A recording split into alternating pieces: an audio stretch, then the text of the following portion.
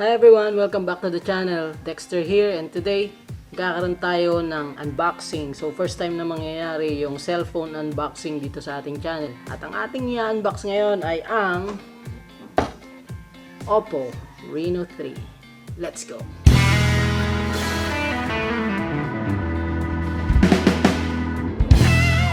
Bago po tayo magpatuloy sa ating video, please like and subscribe to the channel at pakiclick nyo na rin yung bell icon para updated kayo sa mga latest na videos natin. Let's go to the video.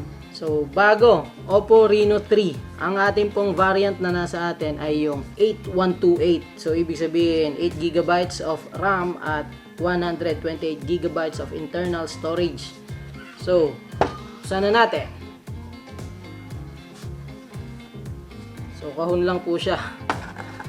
Kahon lang sa loob ng kahon. Yan. So, sa labas, wala na iba nakasulat. Oppo lang sa bawat side. Yan.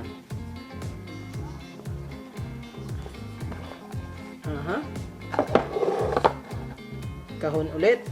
Kahon ulit sa loob ng kahon. So, yun po yung unit. Yan. Pero may kahon. Dahil may kahon, buksan uli muna natin.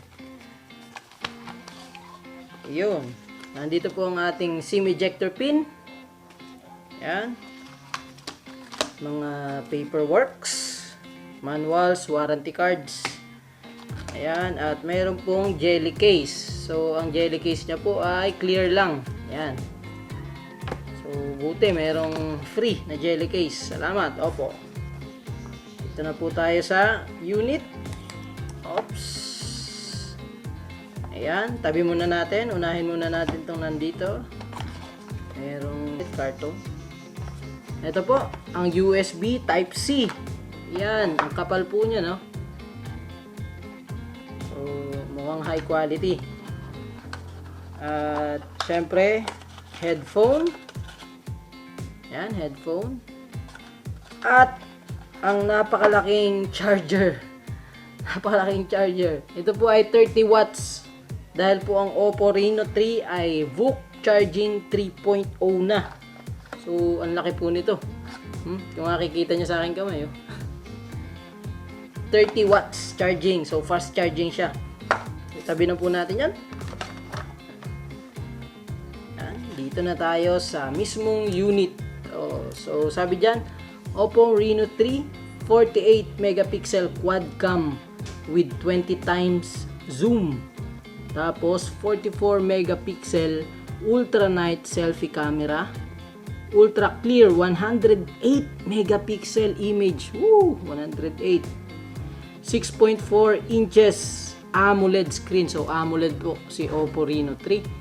At VOOC Flash Charge 3.0. Sa likod po, kitang-kita yung camera niya. 4 na camera. Tanggalin natin.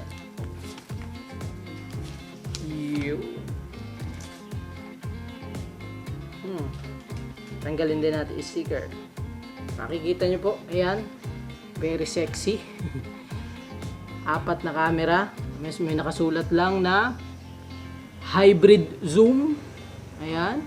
Tapos sa baba niya nakasulat Oppo. So sexy yan. By the way, ito po ang color midnight black. Meron ding auroral blue. At meron ding white. Ano po? At syempre, ito po ay Gorilla Glass. Ano po? Yan. So, napansin ko lang kagad, marami ng fingerprint dahil sa aking pagkakahawak. Itong likod niya po ay plastic lang po ito. So, of course, siya ay smudge magnet o fingerprint magnet. So, kitang-kita kagad, makikita nyo. Ang dami kagad mga fingerprint. Yan. Ang kanyang camera ay water drop notch na siya. So si Reno 2, ang gamit niya po ay yung motorized na na selfie camera. Kung makikita niyo, mayroon tumataas dito na camera si Reno 2. Yung kay Reno 2F, yung nandito lang sa gitna, at yung kay Reno 2 ay yung parang baby shark. Kumakanyan. So para sa akin po, yung mga ganong motorized may hangganan lang siya. So darating ang ilang panahon parang hindi natataas yon. So si Reno 3 Maganda po dahil nandun siya, water drop notch na po siya. Ano po, at mapansin ko kagad, ito din yung camera sa likod, hindi po siya flat, no? Nakaangat po siya ng konti. So pag nilagay nyo po sa table, ayan, hindi po siya flat. So tamang-tama, mayroon jelly case na kasama, so magfa-flat siya dyan. Ito pong kanyang camera sa back ay, ito po yung nasa taas, ito po yung 48 megapixel ultra clear main.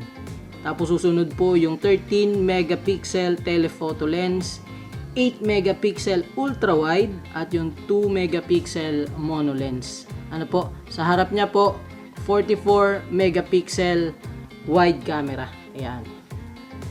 Sa kanya pong baba, ito po, loudspeaker, USB Type-C port, ang kanyang microphone at ang kanyang headphone jack.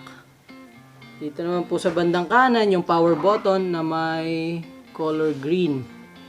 Yan, tapos sa kanyang left side, nandito po yung volume rockers at yung SIM tray.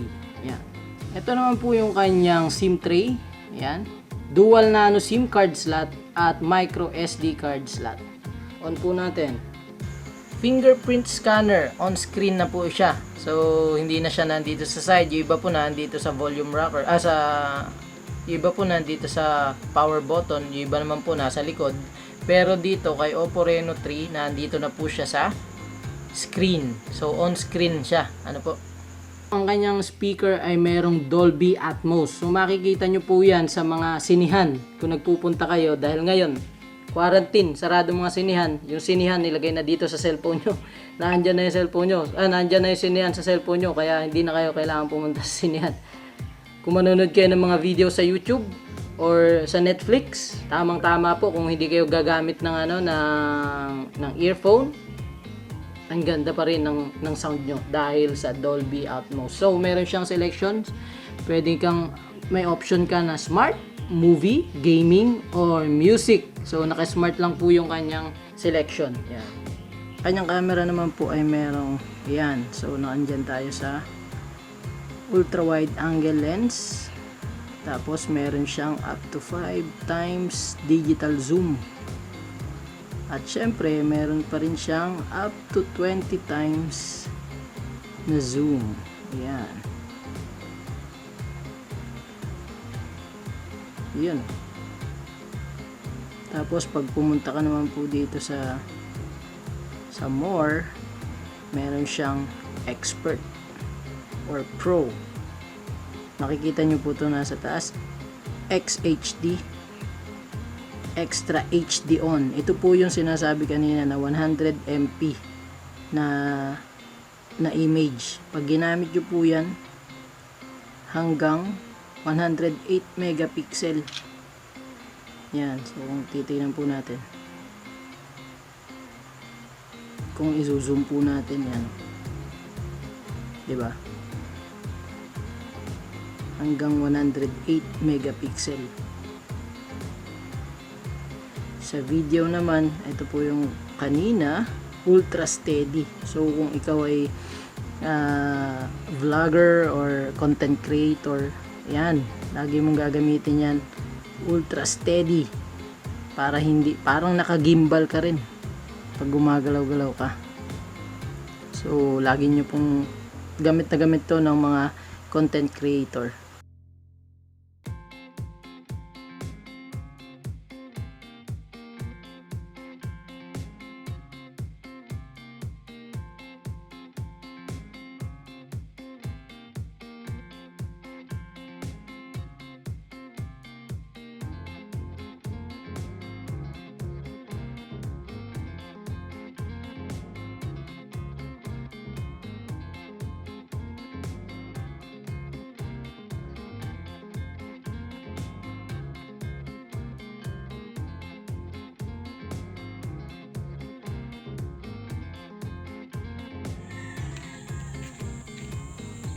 Ito naman, naglalakad ako, naka ultra steady mode, tapos naka pro mode pa. So yan, I'm walking, then tatakbo ako.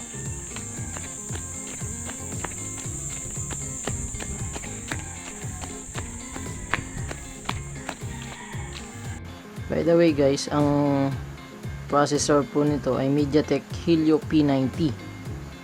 So dahil nga po AMOLED display siya, no? Ang ganda po nung ano niya, ng display niya. Talagang buhay na buhay po yung kulay.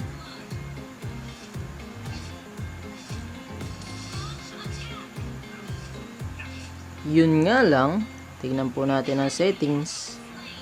So, dito po sa graphics, hanggang high pa lang siya. Meron siyang ultra, kaya lang hindi pa siya selected, hindi pa siya nasa-select ngayon. Pero, tingnan po natin sa mga susunod na updates kung magiging supported na po ang Helio P90.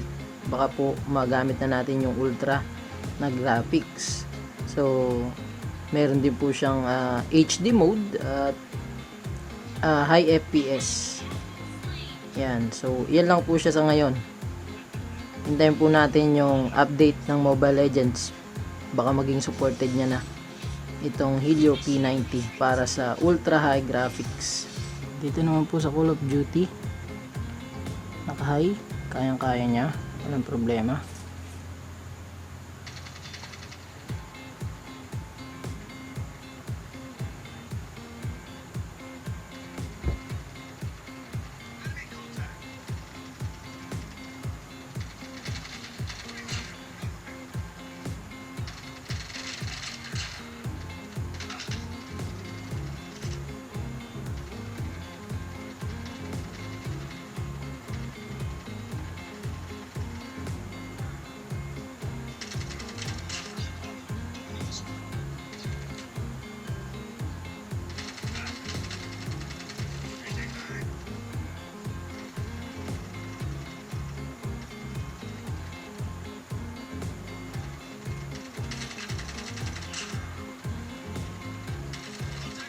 Ayan po, tingnan natin sa settings, graphics. Ayan po, naka-high siya, kayang-kaya niya naman, walang problema. Ayun, sa halagang 18,990, ayan, si Oppo Reno 3, masasabi ko nasulit siya, lalo kung ikaw ay isang content creator, vlogger ka, on the go ka lagi, gamitin mo si Oppo Reno 3. Yan. Dahil doon sa stabilization na meron siya, kahit na tumakbo ka, kahit na naglalakad ka, okay na okay. Habang nag-vlog ka, naglalakad ka, gumagalaw ka, saan ka pumupunta, nagsusuot ka kung saan, okay na okay pa rin si Oppo Reno 3 dahil doon sa stabilization na meron siya.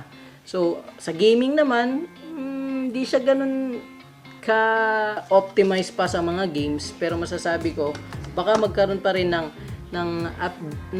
update o bagong version si Mobile Legends, si PUBG, si Call of Duty. At baka maging optimized din siya sa mga susunod na panahon. Sa ngayon, hindi pa siya optimized, pero masasabi ko smooth yung experience ng paggamit kay Oppo Reno 3. So, kung bibili kayo ng smartphone under 20,000 pesos, check nyo rin si Oppo Reno 3. Baka magustuhan nyo rin. Okay? Bye-bye! Peace!